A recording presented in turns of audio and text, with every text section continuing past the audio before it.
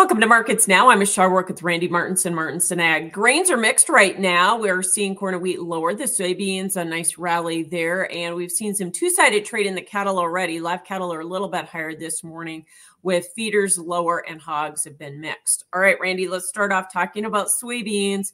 We're seeing some nice gains here today. We got a little export business, but a lot of this is just kind of putting some of that Brazil weather premium back in, isn't it? I think it is. I mean, right now the weather forecast is calling for, hot and dry for the next 10 days. And it seems like this weather pattern change that we've been talking about for a long time that was supposed to take place in the middle of December has been pushed back a little bit as they're looking at, again, very extreme hot temperatures and little rain or, spotty rain, which is starting to cause a little more concern about the soybean crop. Yeah. So how much weather premium do you think we need to put back into this market? And at what point does the market get concerned enough that we can get over some of these resistance areas we keep hitting our heads on the charts? Well, we pulled close to $1 out of the soybean market. We were close, we were flirting with the $14 level at its peak. We dropped down and we actually went below 13. Now we're a little bit above that level again. So I would think that we should be able to get this market back up into the upper 13s to build in this, enough for the weather premium coming out of Brazil's potential reduction in their supply or the production. So I would think we should be able to get up to that 1385 area. Yeah. Well, we did have a little more China business this morning, but as far as the soybean market, do you think China is concerned about our soybean crop or their soybean crop in Brazil enough to come back into our market?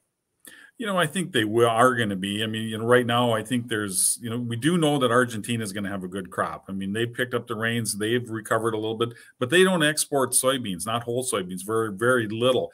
Maybe they would this year because of some shortfall that could come out of Brazil. But overall, it's usually Brazil or the U.S. that has to supply China with their soybeans. So I do think we'll see them come back. And I wouldn't say they're going to be in our market after February or after March, but I do think that we'll see some consistent buying up till then. Okay. Well, hopefully we can get a little bit more additional business from them if there's weather problems that continue there in Brazil, especially because our exports to date are still behind on soybeans, aren't they, for the year? They are. We're still running way behind what would be average, or what we have seen even compared to last year or the last couple of years. So we do need to kind of dig ourselves out of the hole in soybeans. It's likely why USDA didn't show any increase last week in their reports. Even though we have had some pretty good sales, we're still running up behind. Corn, what about that market? We tried to follow soybeans, but are down, just getting drugged down by the wheat market? Really, it is, and the fact that we still have a 2 billion bushel ending stocks estimate, which was, we verified last week. We did increase exports by 25 million, as we do think that, China will come back into buying U.S., especially once we get into that January, February time frame because of the concerns with the safrinha corn crop. But right now, corn is basically playing a follower and looking for direction. You bet. Now, we do have the second crop, Brazilian safrinha corn, that's going to be maybe behind because of some of the planting delays that we have seen in Brazil. When does the market start recognizing that or being concerned about it? That's really a good question. We thought that we maybe would have seen a little bit more of a hint of it in this last report, especially from CONAB and from USDA when they came with their December numbers. But right now, I don't think we're going to see that until the January timeframe, when we start to see just when the soybeans are going to get harvested and whether or not there will be enough time to be able to get some of the crop planted. Right now, the estimate is that acres are going to be below or behind last year. It's still, it's going to be off of a record crop for sure. So I think it's not going to be until January, February when we really start to see some help from it. And in the meantime, do we see China maybe buy a little bit of U.S. corn? Are they getting concerned, or when will they? And, we've heard rumors that maybe they have switched some cargoes from South America to the U.S. already, haven't we? We have. Last week, the news broke, that there was unconfirmed, but supposedly that China is moving some of their purchases away from Brazil to the U.S. I would say that we'll start to see that here, if not before the end of the year. I think we'll start to see it right after the first of the year, where we'll start to see a few more sales come into play for corn. And that will lead us up then into just as they get ready to start planting, or we'll see just how delayed the harvest is for the the soybeans in Brazil, then that will give us a really good indication of what to expect from the safrinha crop. Gotcha. What about the wheat market? We're down there today, but we had a nice run up in both Kansas City and Chicago futures last week on the heels of this China export news, or they're buying. And so is it just profit taking or what? I think it is profit taking. I think there was some disappointment. We didn't see some follow through purchases from China hit the market again this morning. But, they did buy over 1 million metric ton here from us, last week. That's pretty good. That was not expected. I do expect that they'll continue to be into the market. But right now, they're taking a little bit of a break, waiting for our prices to get back to become a little more competitive with some of the other world prices. I think they'll show up again and buy more. So a 30-cent rally last week in SRW wheat is all it takes for us to become uncompetitive, Randy?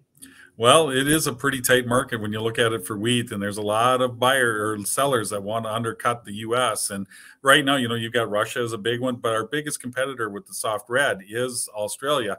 And I think they're worried about supply, and because of the troubles that they're seeing now because of the weather issues, their quality is starting to drop. And also China had a pretty poor crop and poor quality. So I do think we'll see them a little more aggressive, but I don't think it'll really get to be aggressive until we get to the beginning of next year. Gotcha. And of course, the dollar is starting to slowly creep back up here after a pretty good correction. So that may be a little headwind, you think, or not? A little bit, but I think, if China needs the product, they're going to come to town and they're going to buy it. So I think that would take second stage to whether or not they can get their needs met. Cattle market.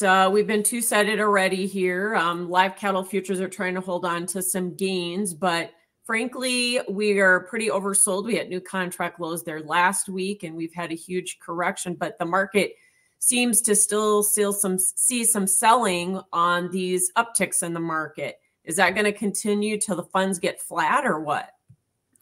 I think it will. I mean, that seems to be the pattern. I mean, we do have nice rallies. I mean, Friday was a nice up day in the market. You would expect that we could see some follow through here today, at least to try to get this market, somewhat out of an oversold market condition. But every rally gets met with a sale or gets met with heavy selling pressure. The funds are still long this market. And I think they're working to get flat, if not go a little bit on the short side. And I really don't see this really changing direction until some news comes in to drive it one direction or another. And right now, I don't think that's going to happen until the end of January. Well, and we've had wheats creeping up and cash trade going the wrong direction, right?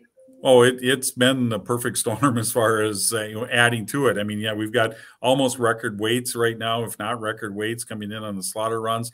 Plus, we're seeing a slowdown as far as the box beef side of things. Those are starting to turn a little bit, are dropping in price. So, I mean, it's a perfect storm to add to the fuel to sell off. Yeah. Funds are actually a little short, I think, in the feeder market, though, now, aren't they?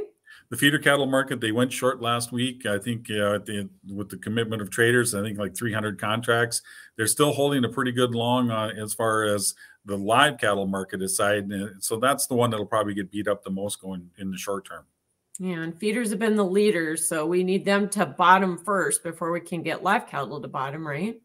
We do. And, pretty soon we'll start to see supply slow down, as most of the cattle up in the north will get moved through the system, move through the sale rings and hit the feedlot. So hopefully we are starting to get to the end of the supply run. And that, I think, will help tighten things up a little bit.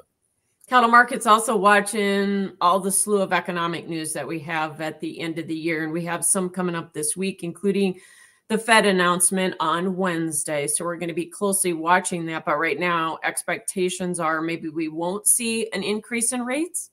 Exactly. I mean, right now, it looks like, inflation has been coming under control. A lot of that is being helped because of the drop in the crude oil market. But right now, it does appear that the Fed is going to leave interest rates unchanged for this report. They're going to wait till, I think, the next year to see what they need to do. But we're also going to be looking at what the CPI numbers and the PPI numbers do at the end of the week. That'll add into, I think, the decision after the first of the year. A lot of speculation they might start cutting in 24. Are you in that camp? I'm not in that camp. I think we're going to leave interest rates at least for the first, quarter, 2 quarters, possibly 3 quarters. I would expect that interest rates will be left unchanged.